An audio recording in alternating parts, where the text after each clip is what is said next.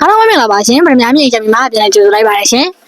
ဒီကနေ့ရောင်းမိတ်ဆက်ပေးချင်တာလေးကပေါ့နော်အမှတ်3လမ်းမအိမ်နဲ့အနည်းဆုံးမှာရှိနေတဲ့ပေ80 60ရှိတဲ့ရှန်ကွဲလူလေးနဲ့ရောင်းမိတ်ဆက်ပေးချင်တာပါအခုဆိုလို့ရှိရင်ပေါ့နော်အမှတ်3လမ်းမအိမ်နဲ့အနည်းဆုံးမှာရှိနေတဲ့ပေ80 60ရှိတဲ့ရှန်ကွဲလေးရဲ့ရှေ့မှာရောက်ရှိနေရပဲဖြစ်ပါရဲ့ရှင်အဓိကလမ်းမနီးရဲ့အတွက်ကြောင့်မို့လို့ဒေါ်လာလွယ်ကူပြီးတော့အိမ်ဆောက်ဖို့ပဲဖြစ်ဖြစ်ရင်းနှီးမြှုပ်နှံမှုပဲဖြစ်ဖြစ်ရန်ကုန်မှာတင်တော်တဲ့နေရာလေးပဲဖြစ်ပါတယ်